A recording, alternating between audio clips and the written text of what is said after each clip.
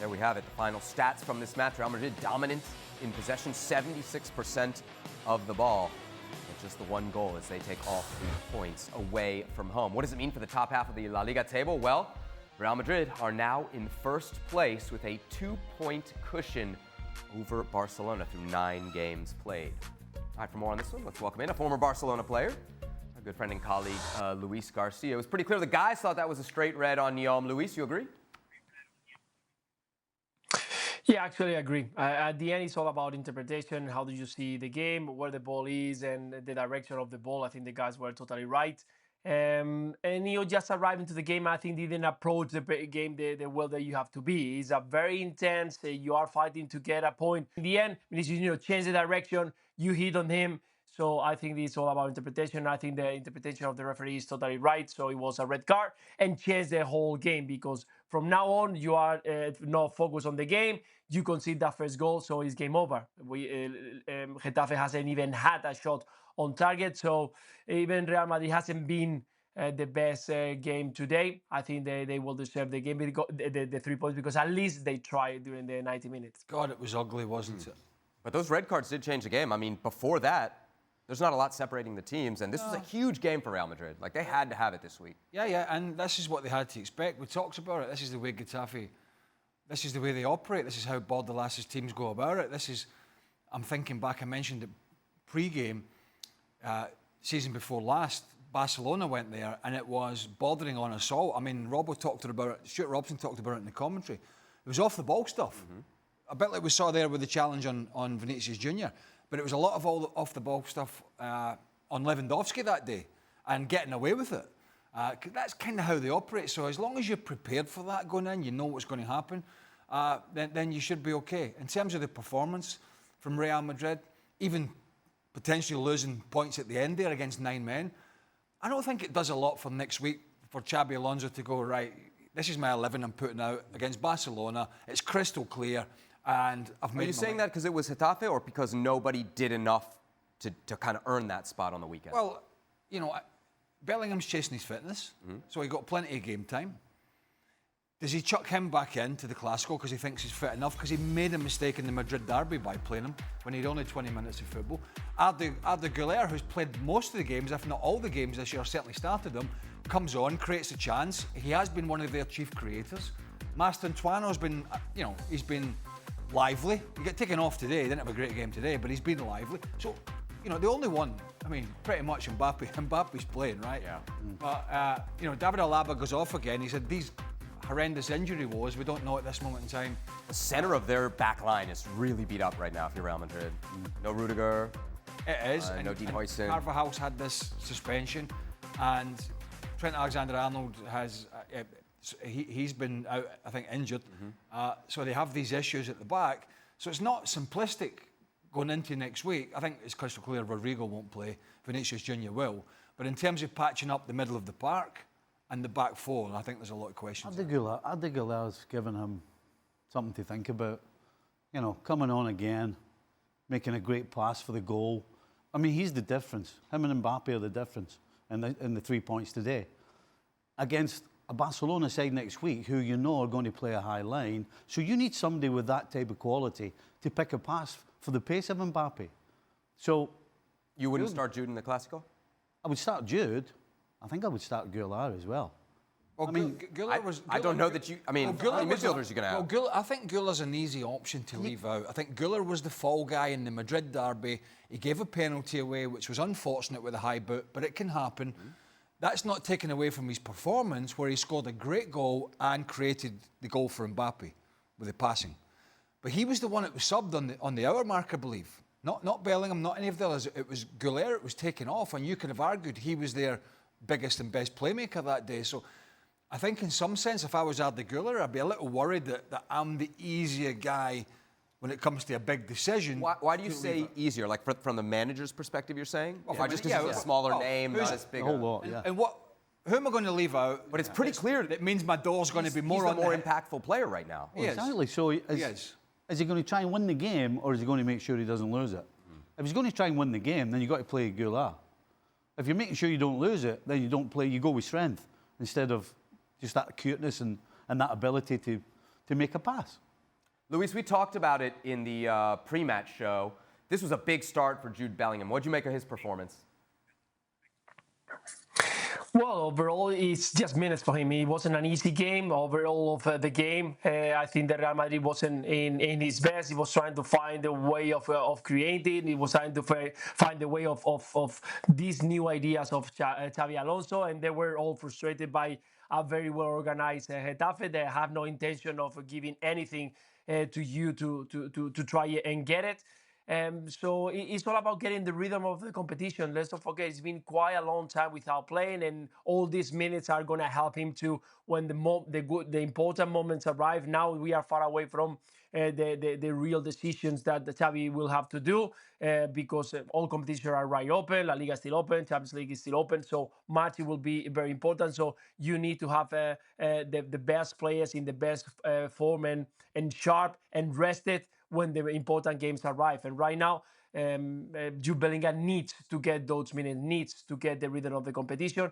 And Getafe is another game that you can use them. You know that at the end, you're going to manage to get the result. It was quite late. It was because of some different circumstances. But in the end, they managed to get the 3 points. And for Jude Bellingham, it was fantastic to have those minutes because midweek you got a very important game, and probably you need these kind of players to show up.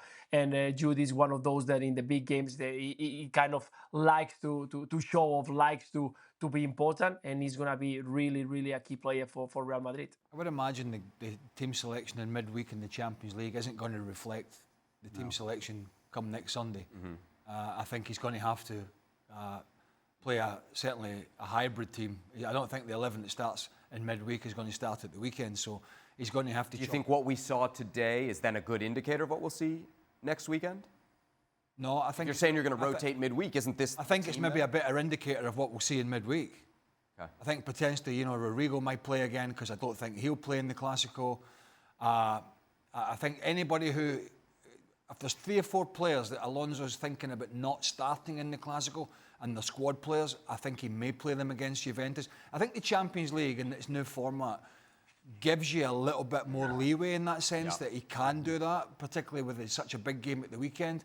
But both managers going into this Clásico, and I'm sort of pitching ahead away from this weekend, but it is such a big game, and both of them have got food for thought. And I mean, if you watched Barcelona yesterday, particularly in the first half, he is going to scratch his head, Hansi Flick, and he won't be on the touchline, it doesn't seem.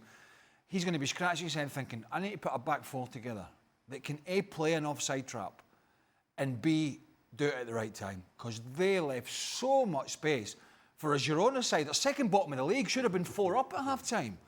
Can you imagine doing that against this current Kylian Mbappe, this current Real Madrid side? All right, Mbappe ran offside 100 times in the last Clásico, or the first Clásico of last year. That ain't going to happen this year. He's a different player. He's the man now. He's brimming with confidence. He's scoring goals. He's timing his runs. And when you saw that Barcelona line yesterday, again, just malfunctioning, time after time after time, then Hansi Flick has that to solve. So both managers have got some intriguing decisions to make ahead of next weekend's clash. None of them have favorites. And again, we've been talking a lot, and every single year is the same. Clásicos are totally different. There is a midweek game that we have to count about it because depending on the players who are going to be involved are not going to be probably part of the weekend's game, and that's also something to get account with. But I think that El Clásico is always a different game, and it doesn't matter how you arrive. It's about what you can deliver in that game. And in the same way that I can see a Barcelona strong and scoring 3 goals, I can see a Barcelona being destroyed by that high line and a good performance from Vinicius Junior and Mbappe. Well, I get what Luis is saying. While Luis is saying, Real Madrid have struggled against teams that are well organised, Barcelona are not. Yep. It's the one thing they are not at the moment. They are not well organised. They are dishevelled. They're disjointed. Yeah, I mean, they can still play some great stuff going forward. Don't get me wrong. It's a mess at the back. It's a mess. Well, not only do we see it, but they see it as well. Chesney yesterday after the game was the first thing he said. We can't hold the line when nobody's closing the ball. That's not a little foible that you tweak with. That's a basic principle of the game, of defending. And so when you're getting such a major thing wrong so often, you can't get away with it against Mbappe. All right, so Real Madrid get the win, 1-0 against Getafe. That puts them first place in La Liga. Usually when Luis Garcia joins the show, guys, you know, he's Ready for could bed. be anywhere in the world. Well, he is. Yeah. Ready for bed. I think he's in Hong Kong right now, and we got some pictures here, Luis. Are you balling again? What is this? Well, we kind of play a match yesterday against some of the Manchester United that they've been former Manchester United players and some former of Liverpool players, and we were involved in one of those kind of games. And well, it's all about catching up with some former players, enjoy the game once again, and yeah, we had a good time. But I'm in Chengdu already, so I moved the city. I'm still in China. But on Tuesday we got a very important game. My team, the one that I'm working on, JDD in Champions League. So we'll try to do our best. Lewis, there's a word in the English dictionary, and I know you speak, although you're Spanish, you speak very good English. There's a word, it's got 2 letters in it, and it's no. You're allowed to say no now and again. Stay at home. Okay, I'll try next time. You can't say no, Stevie, can he? Well, if he's not listening to the wife, he's not listening to you. Luis wearing the number 10. Obviously. No surprise there. All right, Luis, great to be with you. Thanks for joining us for our La Liga coverage here. Of course, it all comes to a boil on Sunday. Real Madrid against Barcelona, El Clásico. And we're starting our coverage very early Sunday morning, 10 a.m. Eastern time, right here on ESPN+. So Manchester United then 2-1 winners at Anfield. That's Liverpool's first Premier League loss at Anfield since last September. First time they've lost 4 straight matches across all competitions, going back more than a decade. We take a look at the top half of the Premier League. Arsenal sitting pretty right now. First place with 19 points from 8 games. Manchester City second, Bournemouth third, and Liverpool sitting right there in 4th. For more on this one, we welcome in our good friend and colleague, Frank LeBoeuf. Frank, I'll get your thoughts on this game in just a minute, but Stevie, we got to start with you. I feel like there was a lot of problems for Liverpool today. Can you pick one that for you was the biggest? Pick one. Yeah, what was the biggest problem today? My goodness. I don't know that there's just one big problem. I think there are so many big problems. List them in order of importance. And the one thing, well, we sat and we watched one of the title contenders in Arsenal yesterday. And I said yesterday, you know, titles are, you start at the back. Defences win titles. And that's why Liverpool's got no chance now of winning this title. No chance? How can you possibly win a title when your back 4 are in so much disarray that you can't defend against anybody? I mean, Manchester United should have been 2 up at half-time. Bruno Fernandes let Liverpool off the hook when he hit the post and it went wide. I mean, Conor Bradley looks half the player that he was when he burst on the scene. You know, Konate has had a terrible start. Virgil van Dijk, to me, looks as though he's trying to do too much. He's trying to cover too much.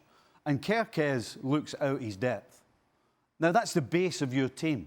And when that isn't functioning, it's not functioning when the opposition are getting at them, but it's not functioning with the ball either. Because when they're coming out, every man and his dog doesn't want to pass the ball to Kerkez. You've lost the left-hand side of your attack before you even start. So when you go down the right, we're looking at Mo Salah, who looks like he's forgotten how to play the game. I mean, as fantastic as he's been, absolutely, I mean, lights out sensational for Liverpool. But right now, Kerkez and unfortunately Mo Salah right now, both of them are passengers. And you cannot win titles with passengers on your team. And not only can you not win with passengers, when the other 9 are not exactly hitting the heights either, you see what happens. You can absolutely lose to a Man United side who, with all due respect, it was about hard work, it was about defending, it was about covering each other, and then they took advantage of the opportunities that came their way. That's what Liverpool were up against. They weren't up against Real Madrid or Barcelona or anybody else. They were up against a hard-working team today, and they couldn't break them down and couldn't stop them going the other way. I mean, Liverpool played like a basic, average Premier League team. Yeah, the defence wasn't very good. The attack, though, to Stevie's point, wasn't much better. We'll get to Man United and the sort of praise that they should get because they've come into this game in a bad way, and they played as well as they could, got the result. So we'll get to them. There's so much with Liverpool to unpack here. I understand the Kerkez. The Mo Salah is glaring. I think it starts with leadership, and you can include the manager in that, but we'll get to him. Leadership is your star players. Your star players are Mo Salah, who's not taking the bull by the horns, and I actually think Virgil van Dijk. Virgil van Dijk, to me, is not leading at the moment, he's blaming. And Kerkez is having a bad time. There's no doubt about it. He's getting swallowed up by the pressure of going in with these big players in this huge football club with these big expectations. But I don't think it helps when your captain's looking at him every 2 minutes and blaming him or digging him out. Even at the end, the clearance that comes off Kerkez's face, what's he supposed to do? Right. He's tucking in behind Van Dijk, and Van Dijk's turning around and he's gesturing to him. The crowd see it. And I just don't think that helps the situation. Now, Andy Robertson's big boots to fill because he's been a great left back for a few years, but he can't really do it anymore. So Stevie and I have talked about this, about maybe taking him out the pressure cooker, but Robertson's been struggling for club and country. But then you get to Arne Slot, and you talk about team selection. That's 4 defeats in a row. They were playing their biggest rivals historically at home. He's once again favoured Isak over their most informed player in Ekitike. Ekitike should have played at Chelsea, and he should have played today. I told you he wasn't going to start. You did say he wasn't going to start. He should have played. Yeah. Alexander Isak's a great player, but he's missed a chunk of pre-season, and since Ekitike has come in, he's looked sharp as a tack. So he's not only playing a player who's not quite ready yet in Alexander Isak, he's denting the confidence of another, and we talked all week about Man United being weak in the middle of the park and somehow shoehorning Florian Wirtz in there to expose Casemiro, and he chose not to. I think that one to me is more debatable. I don't really think the Ekitike one should be. So there's lots of things here are falling on the senior players, but there's also a lot, I think, falling at the feet of the manager, saying your selections of these star players in the last 3 or 4 games, you could argue he's getting it wrong. You know, there are certain things in football that were around 100 years ago that still are very important today. It's not always about the tactics and all the fancy play and all the philosophies and all of that nonsense. There are basic things that you have to do to win a football game. And the one thing that stood out more than anything to me today, and I put this down more to Arne Slot not doing anything about it than the players on the field. Manchester United, at no stage today, tried to play the ball out from the back. This was going to be, and you could see it after 5 minutes, this was going to be about second balls. And second balls, winning second balls has been around for 100 years. And Manchester United won every single second ball today. Whether it was on the halfway line, whether it was in either of the penalty boxes. I mean, there is nothing positive you can say about this Liverpool side in terms of tactics or just getting the basics right. And in that particular occasion, to me, that's down to the manager. Because as soon as you see that the opposition are not playing it out and they're going to be kicking it long, because Van Dijk and Konate were winning every single first header, but it was second ball that was the most important thing. And Man United played for that. And it was part of why they were so good in the first half. Because they played it long, they won the second ball, and then they were putting people through. Slot did nothing about it. And leadership on the field, Salah, Van Dijk, you've got a World Cup winner in McAllister, but nobody spotted it. Nobody did anything about it. And it just continued every single time. Just briefly before I go to Frank, not on any analysis of the tactics or the performance, on a technicality, and it was a difficult one. You asked me about it. On a laws of the game as we sit here now, the referee should have blown the whistle for the Van Dijk elbow hitting the back of McAllister's head. Now, the out from the referee to the VAR was that he didn't see it was a head knock and allowed the game to go on. And look, we can debate whether he saw it or not. I can understand. He saw Mbemo getting up, which he did, picked himself up, ran past Van Dijk, by the way. That's not Kerkez's fault. You know, it's not Kerkez's fault that Mbemo runs by Van Dijk and then he's looking at Konate to come and help him. But my issue with this is it's a head knock or not. Now, McAllister goes to the ground. We saw in the highlight, he's holding his head. I think the referee saw it, was unsure what to do, let the game go, and then said in his microphone to his colleagues he didn't see it. So that was his out, taking nothing away from United. The defender from Liverpool then wasn't good enough, but technically that should have been stopped on the spot. Frank, the boys are hammering Liverpool, especially the back line. You're a World Cup winning defender. What are you seeing from this Liverpool defense?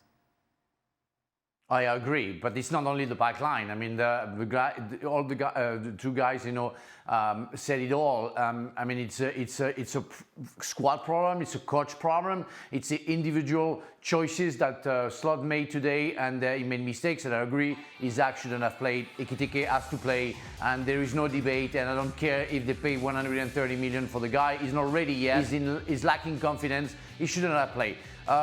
For me, only Gakpo tried, hit the post 3 times. He's the only one who survived. But really, most players, most of them are only the shadow of themselves. And they lost what makes Liverpool a special club, the spirit, the fighting spirit. We don't see that anymore. We saw kind of senators where Van Dijk is I agree with Craig. That guy is a leader when he has the ball. Very nice, serving everybody, but defensively he's not there anymore. He's not the captain, the best defender in the world that I've used to see. He's not there. He's not commanding well. Konate is doing what he can, and he's also guilty on many occasions. We see players doing stuff like, Bradley, the young Bradley, is not the player that we saw. And we say, okay, Trent is going, Bradley is going to play, he's good enough, he's ready. No, he's not. What about Salah? I mean, the chance he has, that's not the world-class Salah that we used to see. He's 3 yards away from the goal, and he shoots 3 yards away from the goal. So that's absolutely crazy. But again, to not repeat what the guys have said, it's the spirit and the maybe the physical condition, the willing of going for a fight, and as Steve said, today it was a big derby. It was stop playing football, stop playing nice football, play a war. Fight for your colors. Go for it. It's why we love watching Liverpool, and we loved watching Liverpool last season. The fighting spirit. Go for it. Second ball. Put the pressure with the fans. It's going to get crazy. 10 minutes we had that after they scored the goal. Before that and after that, that was tiki-taka. Liverpool playing tiki-taka? Come on. You're insulting your club playing like that. I think there's a lot of eyes on the manager now, and I tell you why. Not just because it's 0-4 in terms of results. Think about last year when he came in. He takes over Klopp's team, makes a few tweaks here and there, but the personnel is pretty much the squad that was there. And he didn't have to make these big decisions. Not really. Darwin Núñez wasn't going to play much, and it was Luis Diaz was there. Nowhere near the squad, right? Szoboszlai played, and McAllister played, and Gravenberg played. Sometimes it was Curtis Jones, but there wasn't really that many big decisions. Trent was still there at right back. Robertson was still doing a half-decent job at left back. So the decisions were pretty simplistic. There's maybe just one here and there to freshen things up. And it was great for 6 or 7 months, and then it did falter when he did have to go to the well. He made a big decision in the FA Cup at Plymouth. They got knocked out. They got knocked out of the Champions League, and it started to unfurl, but they'd done all the hard work early in the season. So they got the just rewards in the Premier League. This season, with the recruitment, he's now tasked with making these big decisions. So it's become a lot cloudier for him, and there's a lot more questions on him now than there were last year when he basically shuffled his team, his first 11 out, week in, week out, and they did a great job. Now it's who plays up front. Now where does Florian Wirtz play? Now who plays right back? Szoboszlai, Bradley, Frimpong. What are you going to do with Kerkez? What are you going to do with Salah? He's got all these questions now, and I think he's struggling. As footballers, we always like repetitiveness. Right. And as a in player, terms of the same 11 week in, week Well, they out. got Eintracht Frankfurt and then they got Brentford. What time you turn up for training? What time you start? What time you finish? I mean, you like things to be normal. And we've been sat here since the start of the season questioning who's playing. We don't know who's playing. We don't know who's going to play right back. You've got three right backs, and you're playing a central midfielder at right back. We're 9 games and into here's the the season, problem. Stevie. Sorry? Is there not time to figure out what the best 11 is? You've got an incredible squad. Surely you could put together a very competitive 11. Well, you're running out. If you want to win the Premier League, you're running out, and that is one of my points. We're sitting here and we don't know what the team is. You can guarantee that most of the players don't know what the team is either. That's a horrible place to be when you've got so many players. Well, the manager. Is it not the recruitment? If you're saying that these pieces aren't making this team better. Are you going to let me finish? Yes. The manager has to decide what the best 11 is. The manager has to decide and then put them out and then give them an opportunity. Do you have an idea what their best 11 is? No. I'm not with them every day. I'm not coaching them every day. Is there something you see in the 11, for instance, that he put out today? I'll tell you what I see. I'll tell you what I see. You would change. I'll tell you what I see. I see a team that knows that at any stage, the whole thing's going to be switched around. They're going to bring a central midfielder on. You're going to stick a central midfielder at right back. Is Isak playing? Is Ekitike playing? Should Salah be playing? It's just question after question. And if you think everybody on the outside's asking questions, I'll guarantee you a large majority of the players are asking questions as well. Every time they step on the field, they're not quite sure what's going on. Who started it? Sorry, Craig. Go on, Frank. If I may. Yeah, go on. Sorry. I think who started the debate, in fact, to put the best 11. Imagine you are no Slot and you see the beginning of the season, you say, okay, Mo Salah's going to play, Virgil van Dijk is going to play, Konate is going to play, McAllister is going to play, Gravenberg is going to play, and Conor Bradley and Keke is going to play. And you see those guys who have been absolutely fantastic being, again, the shadow of themselves. So suddenly you say, well, I should change maybe to try to find somebody else, except maybe Salah, Virgil van Dijk and Konate. But I think he tries to find solutions. I think he's been, in a good way, I would say, betrayed by the non-quality of his players that they showed last season. I think he's lost. The guy is lost because nobody is at his own level. That's the main concern that Slot has right now with the players that he was confident about before. What would worry me as a player in the dressing room is that we did the Community Shield. Okay, it was the cut and razor to the Premier League against Palace. It's not the be-all and end-all, but it's a little test before the start of the season. We talked about the problems in the back line then, and we said, okay, he's got to figure that out. That was August, particularly the left-hand side, Van Dijk and Kerkez. It was staring at us at Wembley that day, and it's a problem. But when Ekitike came in for the we all went like, tell you what, that's lively. That's lively. Am I hearing that that's the change you'd make? That's the first thing you'd do to fix this team? I think that's a glaring one. Because you guys have danced around it, not just in this show, but for weeks now, the Mo Salah issue and what to do there. Nobody's danced around anything.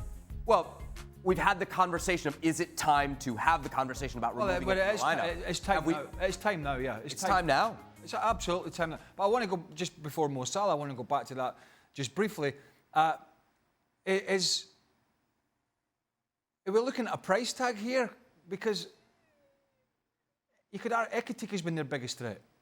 It was Cody Gakpo today, but it's Ekitike's been, and he's been scoring goals, been linking up the play, and Isak had a tumultuous summer. Right, his head had to have been all over the place. Maybe some of it was his fault, maybe some of it wasn't, but you can't deny it. He was training with Real Sociedad, he wasn't training with Newcastle, certainly wasn't training with Liverpool. It was a prolonged transfer. It takes a bit of time to get over that, get in, get your fitness and get your sharpness. But you've got a guy who's playing great. He's another big signing, not as big a signing, but he's come in from Germany, he's playing great, and you leave him out. Now, Florian Wirtz, we can say, right, he hasn't done it, he hasn't done this, hasn't done that, so maybe he doesn't want it right. We could debate that. I really don't think... I think the Ekitike emission is a worry for me, that you're shoehorning somebody in here because I've got to get him in the team, when that's detrimental to a result. Because when you're struggling at one end, goes without saying, you need it in buckets at the other end.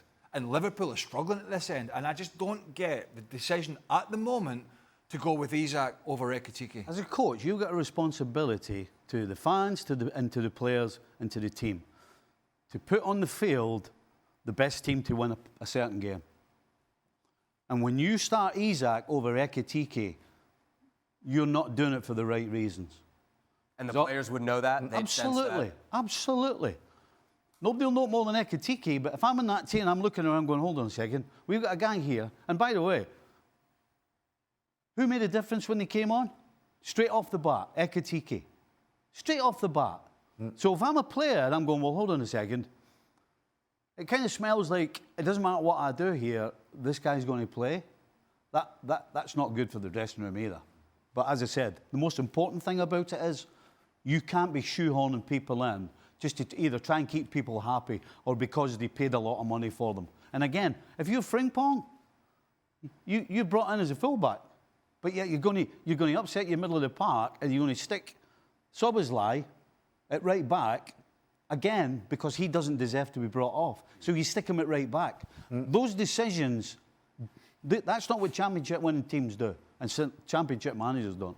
He's going to lose the bench. If he carries on like that, he's going to lose the bench because players who came on today, Frimpong, Kirsty Jones, Ekitike, even Chiesa. Chiesa, I don't recognize Chiesa from last season. He was anonymous, and today he came on, worked hard. Last time he scored the goal, the winning goal. I mean, he works. Those people, they work hard, and they see players being picked by the coach because of their price tag, because of their fame, because of their past, but not because of their right now qualities. And that's something that you can be blamed of, and on top of it, you can lose the players who are on top right now, especially Hugo Ekitike. All right, so Liverpool then 2-1 losers against Manchester United at home. Let's hear from both managers, Arne Slot and Ruben Amorim. Do we lose confidence? I cannot see it yet, because every single game we've lost, we were able to create in the second half an unbelievable amount of chances.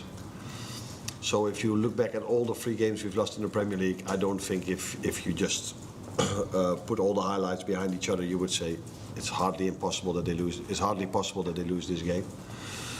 So we can keep producing what we are doing and do a few things a little bit better, then there's every reason to expect that we start to win football games again. But I cannot promise you that Wednesday evening we are again able to create 8, 9 or 10 open chances.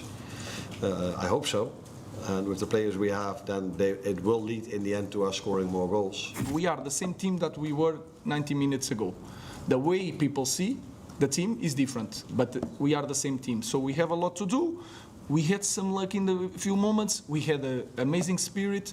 We need to take all of that to the next game, so the goal is always the same. Arne Slaughter.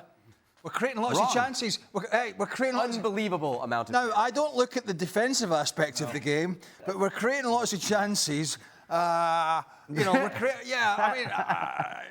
Should he be ringing the alarm bells more in the press there? Or is that what you'd expect a manager to say in this situation? Yeah, I think to be honest, he's...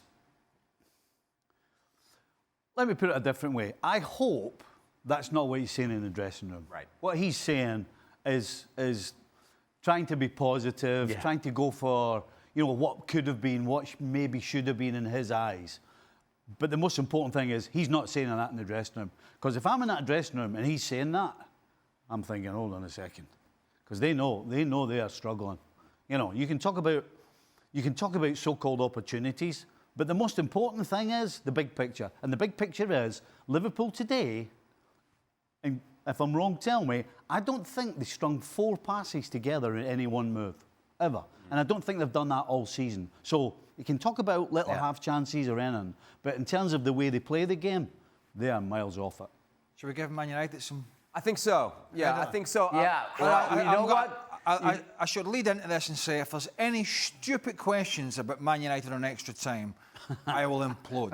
Let's save your anger towards extra time for I'm serious. If somebody's picking out questions that says, is they going to win the title now? Are Man United back? I will pick this table and throw it. It's a big result. I agree, But Craig. heavy. Frank, why are you downplaying this? That's a huge From a United perspective. No. You know what? I don't agree with Amorim what he said after in a press conference, saying that they are the same team than 19 minutes ago. That's not at all. I mean, the triangle Cunha, Mbeumo, and Amad Diallo. I didn't see it since the beginning of the season. Those three, they made a difference today. Of course, Kerkez and Virgil van Dijk on the left side, they weren't at the top. But those three, and I don't know why Amad Diallo doesn't play from the beginning, because that guy made the difference last season, and for me, is a game changer. And on top of it, you have Bruno Fernandes, who came a little bit more in the middle and did what he had to do. They weren't fantastic. They were very professional, very hard on the man, and they did what they had to do against, let's say, not so good Liverpool, but I want to remember the triangle. Mbeumo, well, I don't know. Mbeumo, Cunha, Amad, because I think Cunha was a little bit Amad Diallo, but that was, for me, that was the difference. The goal came from them, and Mbeumo and Amad. The chances, they came from Cunha and Amad. Cunha had a hell of a game. Was more in the shadow from the others, but he was working hard, and great three guys there playing very well. I mean, they kept it very simple, didn't they? I mean, it was simplicity, is what it was. You know, when we don't have it, get behind the ball. And then when we do have it, let's try and get at Liverpool and take our opportunities. But what we're not going to do is have Liverpool come and squeeze the life out of us, and we're going to cough the ball up in our own penalty box. And that's it. After that, it was about being organised and the desire to defend. Can they replicate it? Like, obviously, away against Liverpool at Anfield, that's how the game's going to go. Well, the problem is, that's the problem, because it's Man United. Man United at Old Trafford, are they going to sit in against Brentford? I mean, if that's your only way to win. Well, Sir Jim Ratcliffe's wiping his brow because he made a stupid statement about 3 years, right? Yeah. But they've gone to Liverpool. Listen, they've gone to Liverpool. Okay, they beat Sunderland at home. They're not in a First time under Amorim, back-to-back Premier League wins. Well, that tells you. Tells you all you need to know. That tells you the situation they were in. They've played as well as they could in the current climate away from home at a Liverpool side that are struggling a little bit. I'll give them their due.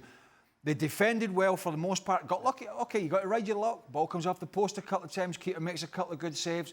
But Maguire and De Ligt in particular were strong. I thought, Amad Diallo was a decision that surprised some, because that's an attacking decision on the wing-back area. But he went with them because Liverpool have been struggling in that area down the left-hand side. I think the omission of Šeško was an interesting one, because he scored 2 in the last 2 games, Brentford and Sunderland. So you could argue he's just trying to find his feet. But he goes with Cunha because Šeško's going to post up against Van Dijk and Konate, right? He's going to stand there, and those two are going to have a bun fight with him. Whereas Cunha, he's going to start there, but he ain't going to finish it. He's going to try and drag those players into different positions. Mm-hmm. And if you drag Konate and Van Dijk out of there's little pockets for Mbeumo or Mount or somebody else to get into. Yes. So I thought that was quite, and I agree with Frank, I thought Cunha's all-round performance today, just holding the ball up when he had to, particularly at the end, taking the pressure off, attracting fouls on him. Just, we saw a little, it wasn't outstanding stuff, but it was just little things in the game where you thought that was quality play from him. And so I thought, in that sense, Ruben Amorim got it right. Yep. You've got to give him a lot of credit for that. It's a huge win for him, a huge win for this team. The question is, it was your question, do they take this forward with any sort of consistency going forward? That is the big question we're looking at with this team. Frank, when it comes to Ruben Amorim, I feel like there's been a lot of doubts whether he's frankly the guy for Manchester United. Does today, this result, give you some evidence that he may well be the guy? That's as Craig mentioned. It can be a beginning, but now we have a question mark. When he plays at home and he has to lead the game and dominate the game, how he's going to do and how he's going to work with the guys. And will he give the best 11, or will he go somewhere else with some other players? I don't know because we don't know with Amorim. We don't know. We are unbalanced with him because of some comments that he made and everything.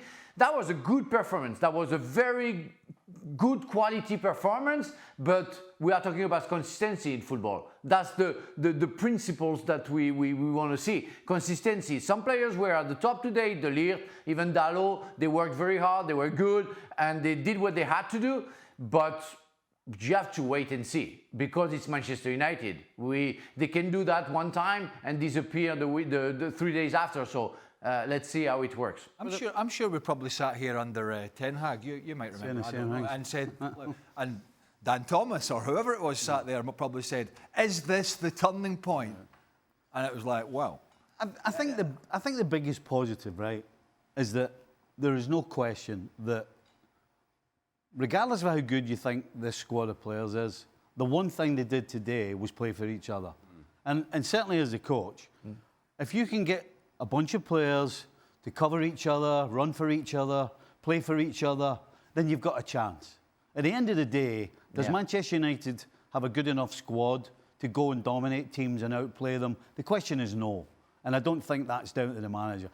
All the manager can do is to keep his team together and keep them fighting as a unit.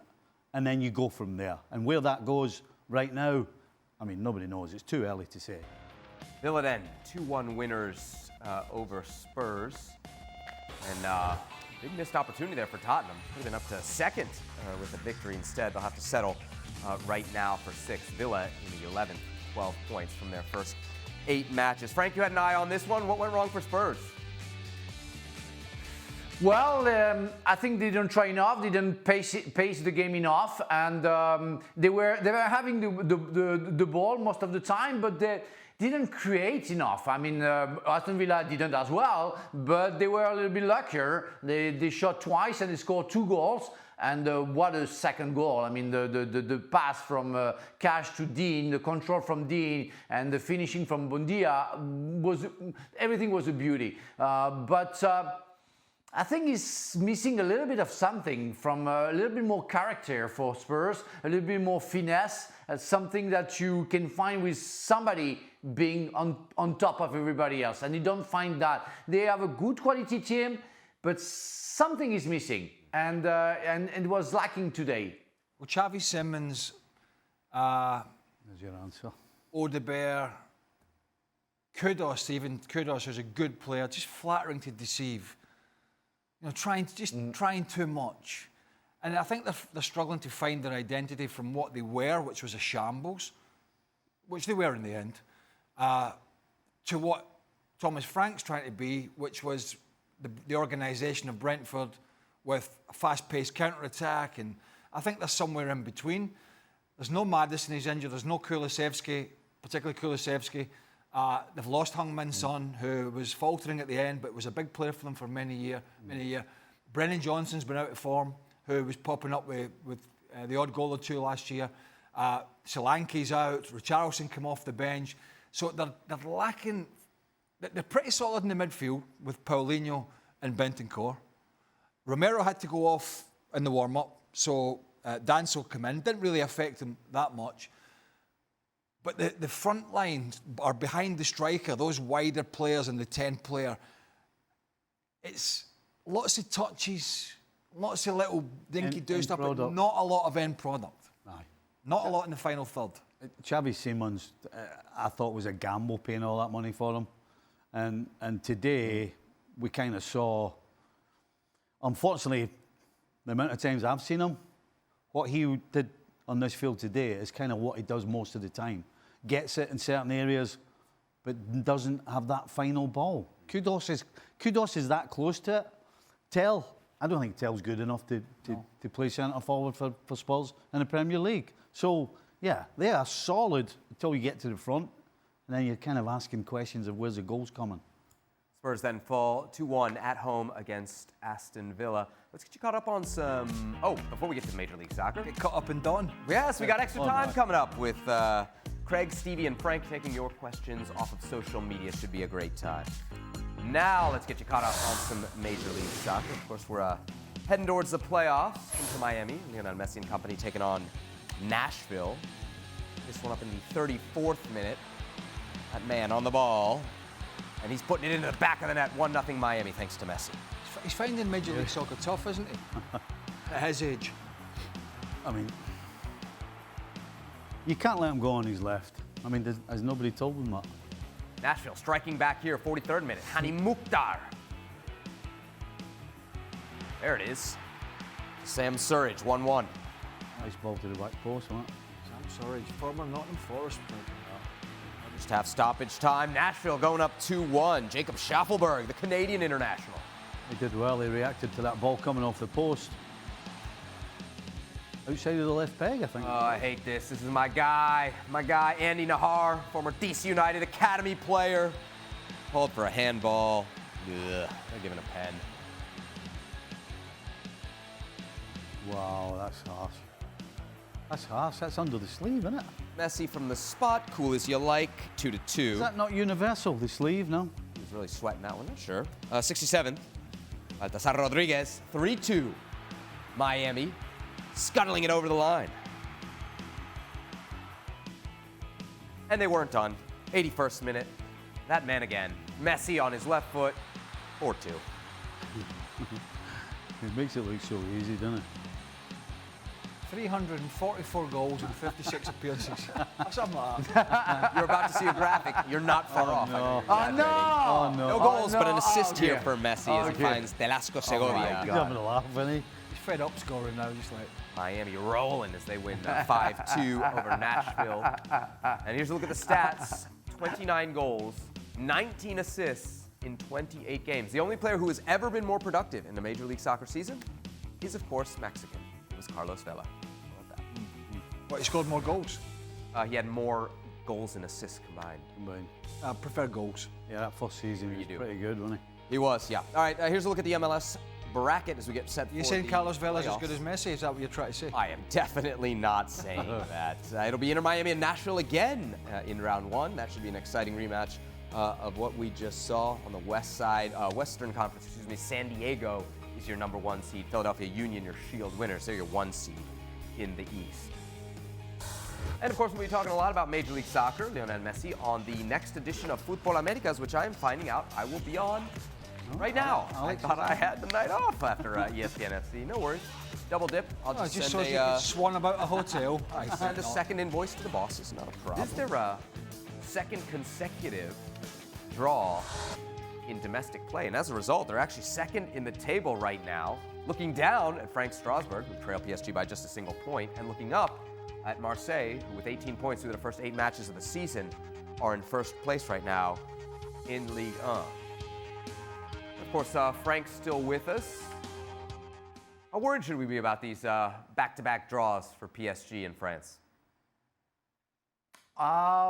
People are not very worried, as Craig mentioned, you know, and you too. There was a big rotation inside the Paris Saint-Germain team.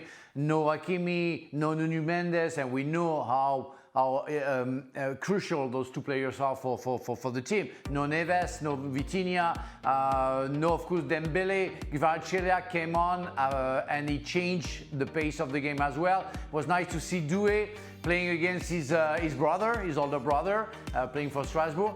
But yeah, we can see that they are over the others. But it's nice to see a competition. Strasbourg did very well, and Panicelli was a real new face for me, and with a bright future, because the guy worked so hard for the team defensively and never giving up, and also on top of it scoring the goal, making him the top scorer of the Ligue 1 with 9 goals, I think, this season. So it was a great game to watch. It was entertaining, but when Paris Saint-Germain and Luis Enrique woke up and say, okay, now we have to put back Nuno Mendes, Kvaratskhelia, and some others, it became more difficult for Strasbourg to cope. And from 2-1, they came back to 3-3. So everybody's pleased to see a competition. Everybody's pleased to see that Paris Saint-Germain is still Paris Saint-Germain, and when some other players, they're going to be invincible in Ligue 1. It's not quite a B team, but it's not far off it. And the quality you're leaving on the bench, my goodness. It's not far off it. You look at the back four Frank's talked about. You look at the midfield. There was no Vitinha, no Neves, no Fabian Ruiz. That's heart and soul, right? That's their engine room. They were the best midfield in the second half of last season. Yeah, and I forgot Marquinhos at the back, sorry. Marquinhos didn't play at the back. Obviously Desiree Douey's back from injury. He played. You could consider him a starter. But apart from that, you might be looking at one, maybe two players that would get into their starting 11. So they've got a deep squad now. But yeah, they've had some injuries. But if you looked at that side, that's not a reflection of where PSG are. PSG right now sits second in Liga. What about Serie A? We've had some movement atop the table in Italy as well. Juventus lost to Como. How about that? So that drops them out of the top 4. And AC Milan, with a big win over Fiorentina, now has them in first place with 16 points through their first 7. We watched that game, didn't we? Your mate didn't play, Captain America. Pulisic, yeah, he was in the stand. Santi Jimenez, though, did get in late, the Mexican international. He came on? He came on. Should have had a goal. Thanks for that. There you go. I'm sure they'll be talking Serie A on the Gab and Jules show. The boys meet every week when they're both in the same town, but usually they're rotating as well. You can only dodge Barnett.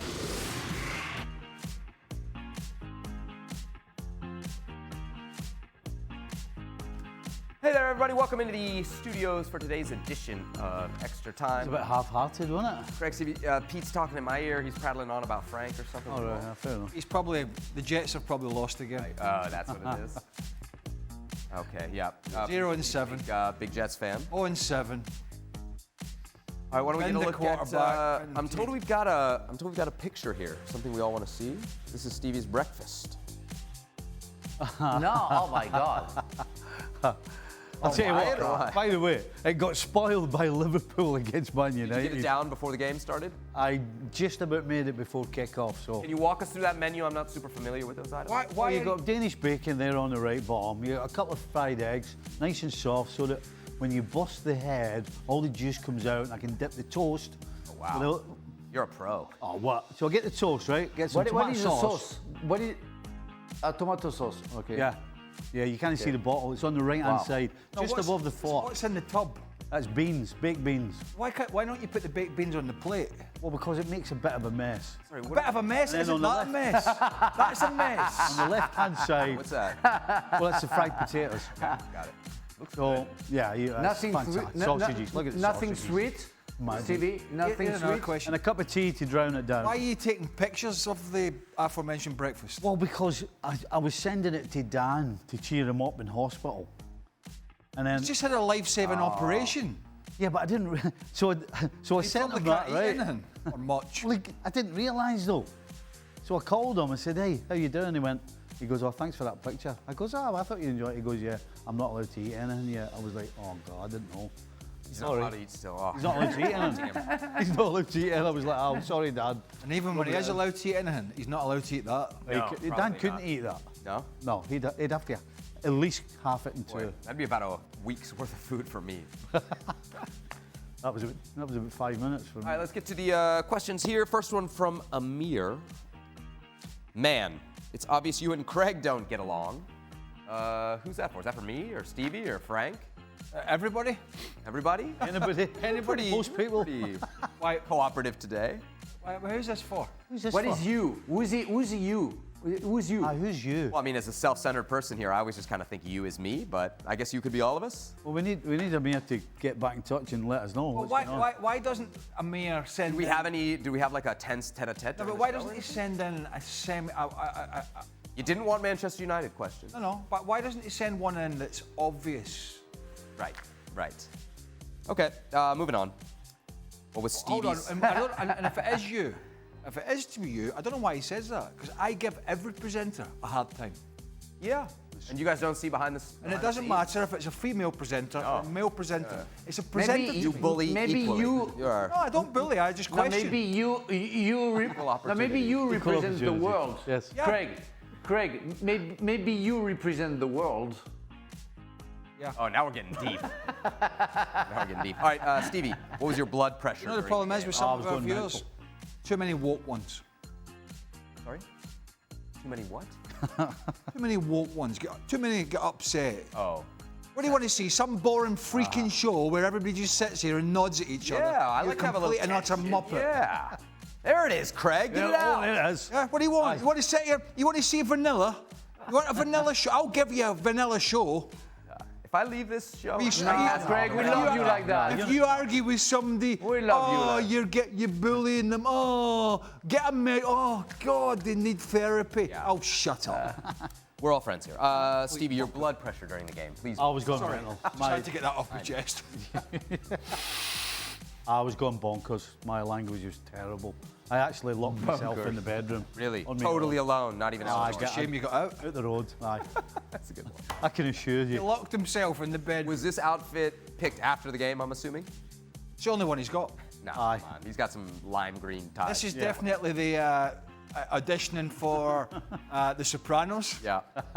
I wouldn't have a problem with that.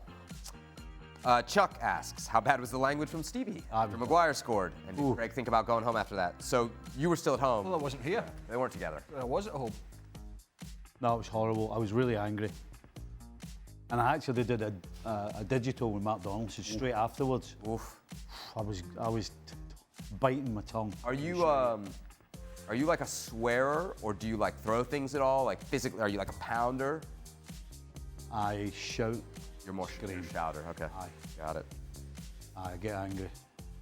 Andas, do you guys agree with Bruno that the pressure and booing, from the home fans directed toward Liverpool players helped Manchester United? What do you think about that, Frank? Well, I thought that was part of the game, to be booed by the fans from the other team, but it brings you the willingness of making sure they're going to shut up at some point. So scoring a goal, it's very nice as well, to make sure that they don't talk anymore. But it's part of the game, and it's always good. And I never complain about anything. It's part of our game, and it's part of our job. I might be wrong, but I think the question is actually referencing I don't think. Liverpool fans getting on Liverpool helping Manchester United. I don't know. Oh, It was definitely whistling in that first half. The Liverpool fans were not booing their players, but there were definitely groans of frustration. There was whistles for sure. Yeah, but there's difference between booing. Yeah. There was a universal frustration at times when players would turn back the way. Do players sense that from the crowd? Like just what Bruno's saying makes sense then? Well, yeah, of course you do. Absolutely. yes. Well, you ask Kerikez whether he heard it or not, because the more he got the ball, the more he went backwards. Yeah. I mean, He was, I think, the best example. When he got the ball, you could actually like hear almost like a clattering of like. because you knew it was going to happen. You're waiting for it, and then he does it. Now, he wasn't the only one, but he just did it more than anybody else. And when the reason you do that is because you're scared to make a mistake. That's why you do it. That's why he goes back. It's extremely safe, and you don't want to make a mistake. Go on, Frank.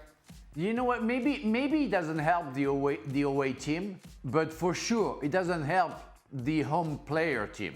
That's for sure. I was a captain of Marseille, and we play at home. And when we had a bad result and the bad game, all the fans, 50,000, they were booing the players. It doesn't help, and it won't change the result. It's burying the players who don't know where to go. They don't know what to do. So if you're a fan, you have to understand that what you're doing is not serving your cause. It's absolutely stupid, and you are there, you're a supporter, so you're a fan, so just support. If you're not happy, you get up, you get away. I saw that at Chelsea against Manchester United, and you feel guilty about that. But we tried to resist, and we came back from 5-0 to 5-3 with my teammates. But we didn't feel the fans, our own fans, were hating us. That's the worst. That's the worst, because you fight against the circumstances, and on top you have to fight against your home fans. That's stupid. The thing is, most fans don't want to boo. There are some morons around that will boo people in their own team. But what most of you heard today was frustration. And I was doing it in the house. Now, if I was at a game, would I do the same? I don't think I would. But at the end of the day, does it ever work the other way, where like that pressure from the fans makes you better? For the away team? No, for the home team. Like that. No. That we demand more. Does that ever bring the best out of a team? No, Never.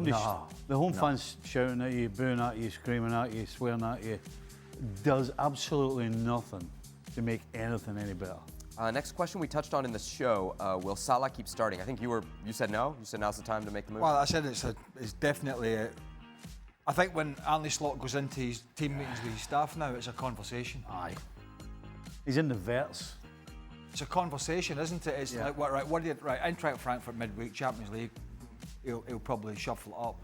He's got Brentford in the league after that. It's, on paper's not the toughest game at the moment, but they need it. They need it. It's no easy game for Liverpool at the moment because they're not functioning as a team. So I think he's having a discussion. Yeah. The problem is we've had this kind of discussion actually recently around Jude Bellingham. You know, not playing for England. How's his position in the Real Madrid side going to be? Is he going to be an automatic starter? Which we think he will be. But if Thomas Tuchel has a bee in his bonnet with him at a World Cup and doesn't play him, how do you handle that player and how does that player react within the camp? Now, if Arne Slot... Now, go back to when Klopp took Salah off at West Ham. 18 months ago, whatever it was, he threw a strop. Threw a right strop. So what if Slot drops him? How's he going to be in the dressing room? You've got to think about these things as well. Stevie, what do you think the reaction would be from Liverpool fans if Salah's no longer like a lock in the 11? You think they'd be okay with it? Yeah. Really? Proper fans, people that actually have an idea of what they're looking at, will kind of be thinking along the terms of what we're talking about here. You know, he had the situation with Wirtz where it became clear eventually he had to make a decision, and he made the decision. Now, the Salah one's a harder decision because it's Salah, but at the end of the day, regardless of who you are and what you've done, there comes a time when you're not helping in any way, shape or form that you have to be sat down, and that takes a strong manager. But it also depends on the player. It depends on Mo Salah. If Mo Salah realises how much he's struggling, then he has to be able to take that. And if he takes a strop and becomes a pest, then that tells you some not very good things about his professionalism. Frank, you want to weigh in? Mo Salah came out after the second goal, Manchester's second goal, and he came out. And where you would thought, you know, he will need Mo Salah to score a goal and to maybe draw that game.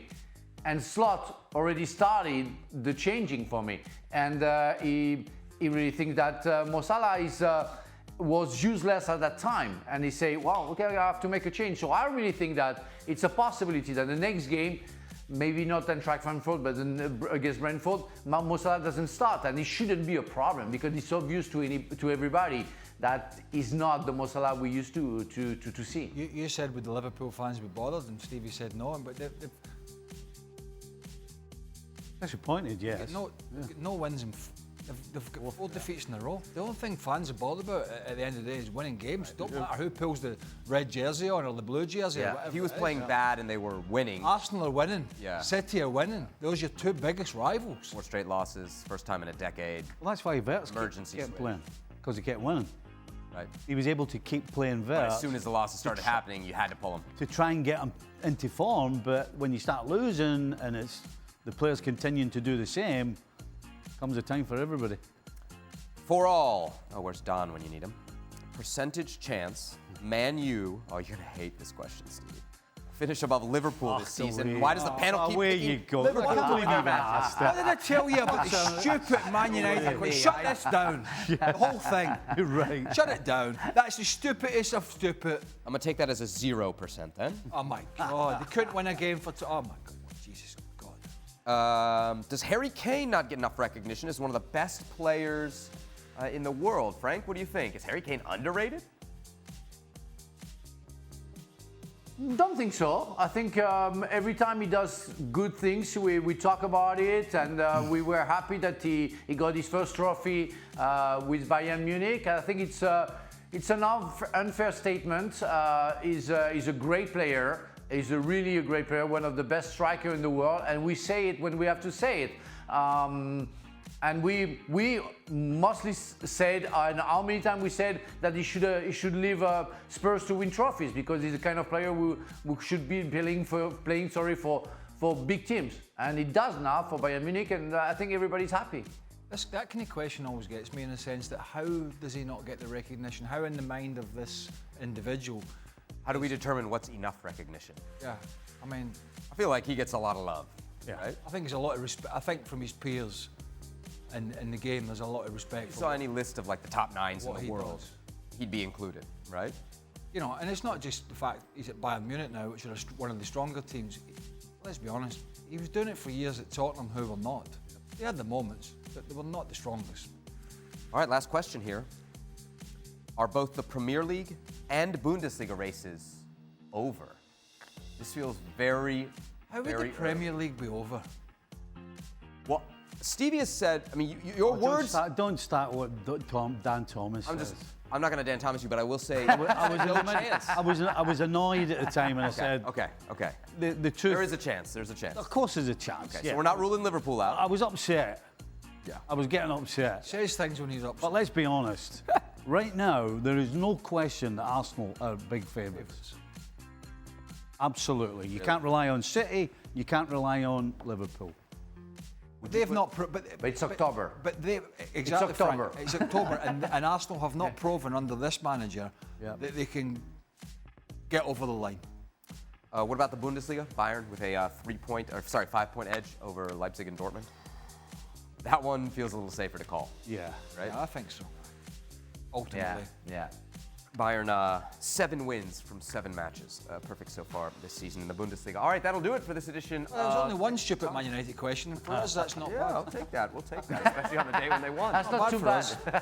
Thought there would be a barrage of them, just flooding in with utter stupidity written all over them. I think you telling the producer that before the Well, I might have preempt. helped a little. He got rid of some. How many do you think? How many do you think hit the cutting room floor once I I think made there was a pretty good filtering for today's extra time. We'll be back for another edition of the show tomorrow. See you then.